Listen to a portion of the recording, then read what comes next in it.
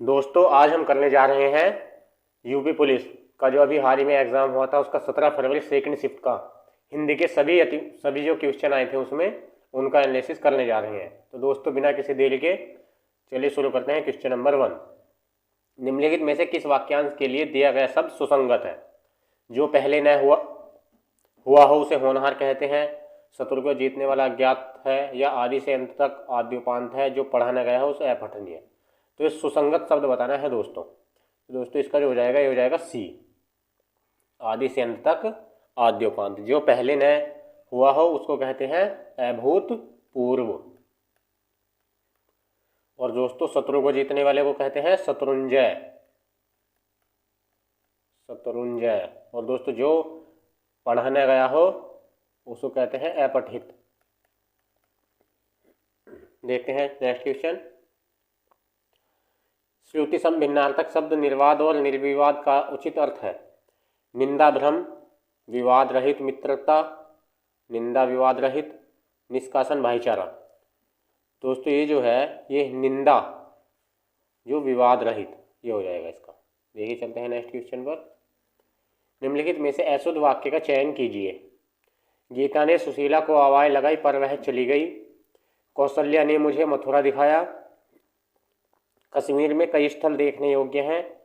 तुम मेरे तरफ क्यों चले आ रहे हो? तो अशुद्ध वाक्य का चयन करना है इसमें दोस्तों। ये हो जाएगा अशुद्ध वाक्य ऑप्शन नंबर डी।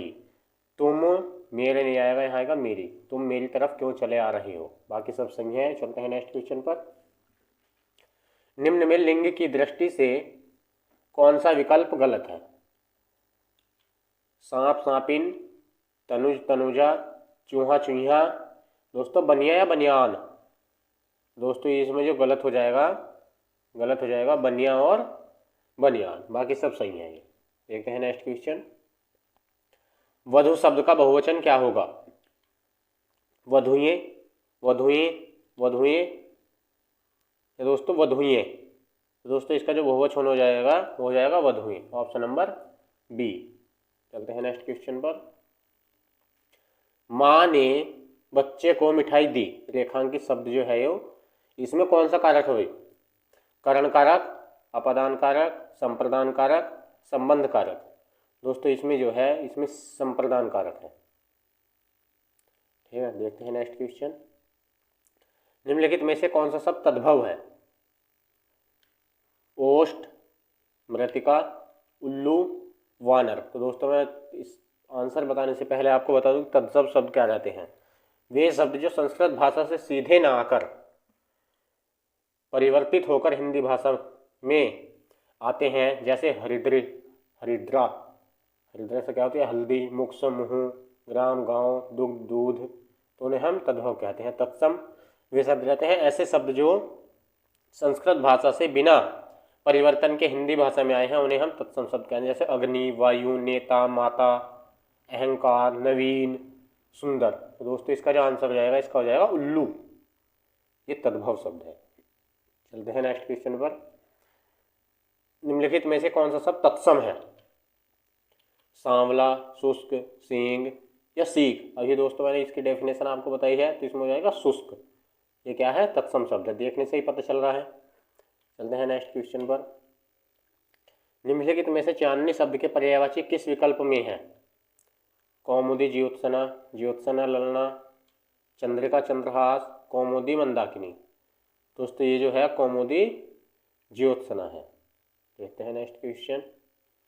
निम्नलिखित में से निश्चयवाचक सर्वनाम है। यह, कौन, क्या, कुछ। दोस्तों इसमें जो निश्चयवाचक सर्वनाम है वो है यह। देखते हैं नेक्स्ट क्वेश्चन। कवि ईश्वर का संधि विच्छेद है। कवि प्लस अस्वर, कवि प्लस ईश्वर, कवि प्लस स्वर, कवि प्लस ईश्वर। दोस्तों इसका जो सही संधि विच्छेद है वो है कवि प्लस ईश्वर। देखते हैं नेक्स्ट क्वेश्चन।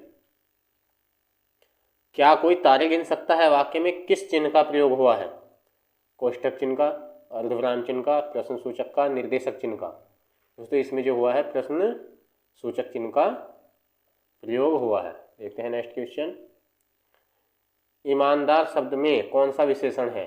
गुणवाचक विशेषण, संख्यावाचक विशेषण, परिमाणवाचक विशेषण, सार्वनामिक विशेषण। दोस्तों इसमें जो है ये गुणवाचक विशेषण है ईमानदार शब्द में। देखते हैं नेक्स्ट क्वेश्चन। निम्न में सकर्मक क्रिया का उदाहरण कौन सा है? वह छत पर है, राम मंदिर अयोध्या में बना है, हाथी सो रहा था, रमेश ने खिलौने खरीदे। तो दोस्तों ये जो हो जाएगा इसमें सकर्मक क्रिया का, राम ने खिलौने खरीदे। देखते हैं नेक्स्ट क्वेश्चन। भौतिकी शब्द में कौन सा प्रत्यय है? इक, की, कै, बड़ी ई। दोस्तों प्रत्यय क्या होता है? जो शब्द के अंत में आकर शब्द का अर्थ परिवर्तित कर दे, उसको हम प्रत्यय कहते हैं। दोस्तों इसमें जो प्रत्यय हो जाएगा हमारा, इसमें हो जाएगा बड़ी ई। ठीक है, देखते हैं नेक्स्ट क्वेश्चन। निर्भिमान शब्द में कौन सा उपसर्ग है? उपसर्ग क्या होते हैं? जो शब्द के शुरू में आकर शब्द के का अर्थ बदल दे, तो वे उपसर्ग कहलाते हैं। निरा, निर, निर, निर्भी। दोस्तों जो हो जाएगा निर। देखते हैं नेक्स्ट क्वेश्चन। निम्नलिखित में से किस विकल्प में सही समास विग्रह नहीं हुआ है? यज्ञशाला, यज्ञ के लिए शाला, वेद पुराण, वेद और पुराण, नवनिधि, 9 प्रकार की निधियाँ, देहलता, लता रूपी देह। तो दोस्तों इसका जो आंसर हो जाएगा, इसका सही से क्या नहीं हुआ है? समास विग्रह नहीं हुआ है। देखते हैं नेक्स्ट क्वेश्चन। आकर्षण का विलोम है अनाकर्षण, दुराकर्षण, पराकर्षण, विकर्षण। तो आकर्षण का जो विलोम है दोस्तों वो विकर्षण है। देखते हैं नेक्स्ट क्वेश्चन। सब और विपत्ति का होना इस अर्थ के लिए सही लोकोक्ति निम्नलिखित में से कौन सी है?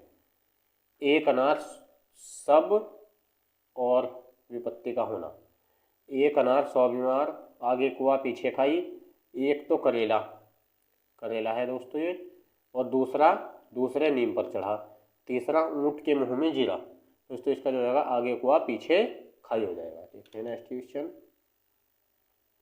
शांत रस का स्थायी भाव क्या है दोस्तों? शोक, जुगुप्सा, निर्वेद, क्रोध। दोस्तों शांत रस का जो स्थायी भाव है वो है निर्वेद। देखते हैं नेक्स्ट क्वेश्चन। शिल्पगत आधार पर दोहे से उल्टा छंद है। सोरठा, रोला, बरवे, चौपाई। दोस्तों ये जो है क्या है? सोरठा है। ठीक है, देखते हैं नेक्स्ट क्वेश्चन। रहीमन पानी राखे, बिन पानी सब सून, पानी गए न उबरे, मोती मानस चून। इन पंक्तियों में कौन सा अलंकार है दोस्तों? बताएंगे आप। यमक अलंकार, श्लेष अलंकार, वीप्सा अलंकार, अनुप्रास अलंकार। दोस्तों इसमें जो है श्लेष अलंकार है। देखते हैं नेक्स्ट क्वेश्चन। निम्नलिखित में से कौन सा शब्द अनेकार्थी शब्द भेद से संबंध नहीं है? भिन्नता, प्रकार, मूल्य, रहस्य। तो दोस्तों इसमें जो नहीं है वो मूल्य नहीं है। देखते हैं नेक्स्ट क्वेश्चन।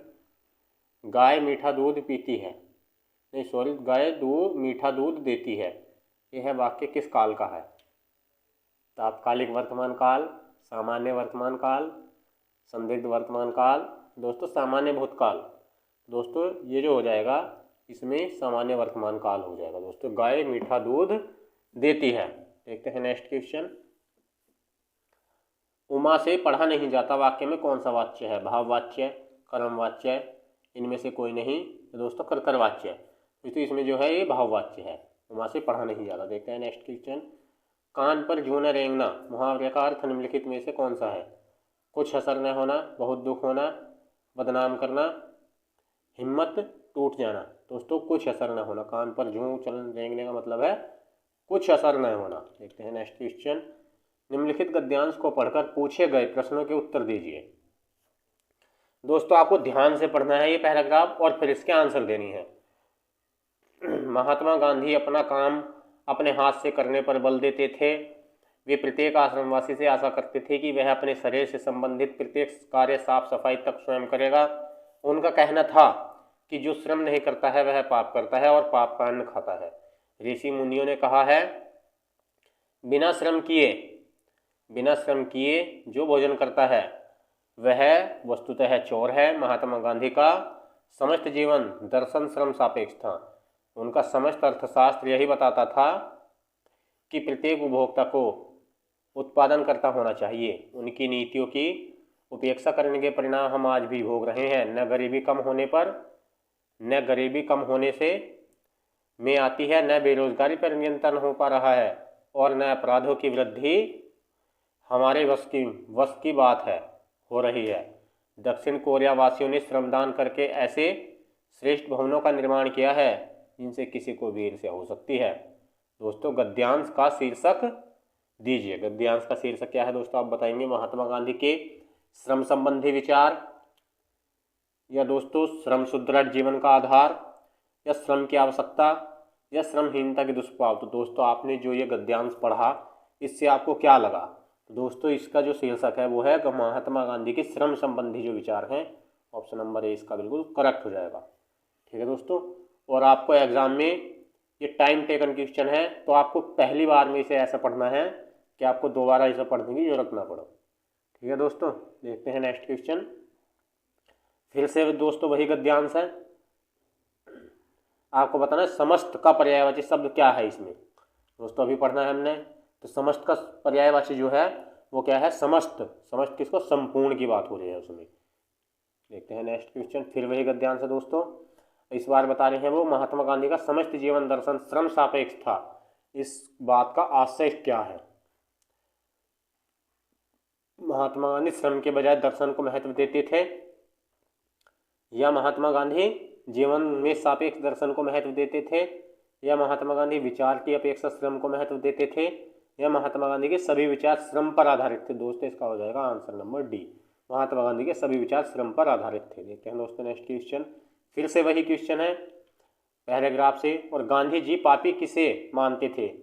श्रमिक को, हिंसक को, श्रम न करने वाले को, दोस्तों बेरोजगार को। तो दोस्तों गांधी जी जो पापी मानते थे वो मानते थे श्रम न करने वाले को। दोस्तों ऑप्शन नंबर सी हो जाएगा। देखते हैं नेक्स्ट क्वेश्चन। निम्नलिखित गद्यांश को पढ़कर पूछे गए प्रश्नों के उत्तर दीजिए। दोस्तों फिर वही गद्यांश के आधार पर चोर की परिभाषा क्या है? बिना श्रम भोजन करना, किसी का सामान चुराना, पाप का अन्न खाना, बिना श्रम मौज करना। तो दोस्तों ये जो गद्यांश के आधार पर चोर की परिभाषा जो है वो बिना श्रम भोजन करना। ठीक है, देखते हैं नेक्स्ट क्वेश्चन। वह बिल्कुल थक गया है, वह बिल्कुल थक गया है वाक्य में कौन सा क्रिया विशेषण है? परिमाणवाचक क्रिया विशेषण, कालवाचक क्रिया विशेषण, कृतिवाचक क्रिया विशेषण और स्थानवाचक क्रिया विशेषण। दोस्तों इसमें जो है वह बिल्कुल थक गया है, इसमें परिमाणवाचक क्रिया विशेषण है। देखते हैं नेक्स्ट क्वेश्चन। निम्नलिखित में से मृदु शब्द का पर्यायवाची शब्द कौन सा है? मृषण, कोमल, कोल, मुलायम। दोस्तों इसमें जो है ये मृदु शब्द का कूल है, पर्यायवाची है दोस्तों, याद रखेंगे। देखते हैं नेक्स्ट क्वेश्चन। श्रुति सम भिन्नार्थक शब्द युग्म दिन और दीन का सही अर्थ निम्नलिखित में से कौन सा है? अमीर दिवस, दिवस अमीर, दिवस गरीब या गरीब दिवस। दोस्तों इसमें दिवस और गरीब, दिन का दिवस और दोस्तों दिन का गरीब। ठीक है दोस्तों, देखते हैं नेक्स्ट क्वेश्चन। आंख के सामने वाक्यांश के लिए निम्नलिखित में से सही शब्द क्या होगा? प्रत्येक, परोक्ष, प्रारूपतः, प्रत्यक्ष। तो दोस्तों जो हो जाएगा इसका हो जाएगा प्रत्यक्ष। देखते हैं नेक्स्ट क्वेश्चन। पंचवटी निम्नलिखित में से किसकी रचना है? प्रेमचंद, सुमित्रानंदन पंत, मैथिली शरण गुप्त, हरिऔध। तो दोस्तों ये जो है पंचवटी मैथिली शरण गुप्त की रचना है। देखते हैं नेक्स्ट क्वेश्चन। नीरजा कृति निम्नलिखित में से किसकी है? तुलसीदास, महादेवी वर्मा, सुमित्रानंदन पंत, चंदबर दाई। दोस्तों ये जो है महादेवी वर्मा की है। देखते हैं नेक्स्ट और लास्ट क्वेश्चन। हिंदी भाषा किस शब्द से उत्पन्न हुई है? हिंदी भाषा किस शब्द से उत्पन्न हुई है? संस्कृत से, बिहारी से, अपभ्रंश से, द्रविड़ से। तो दोस्तों हिंदी भाषा जो है ये कहाँ से? अपभ्रंश से उत्पन्न हुई है। तो दोस्तों हमारे इसी चैनल पर डेली सभी परीक्षाओं के लिए करंट अफेयर्स के अति महत्वपूर्ण प्रश्नों के साथ 1 घंटे की क्लास सिर्फ 10 मिनट में अपलोड की जाती है। तो दोस्तों आप अगर किसी भी एग्ज़ाम की तैयारी कर रहे हैं तो हमारे चैनल को सब्सक्राइब कर लीजिए, और आपको अगर हमारी ये वीडियो अच्छी लगी हो तो ये लाइक, और चैनल पर पहली बार आए हैं तो चैनल को सब्सक्राइब कर लीजिएगा। धन्यवाद।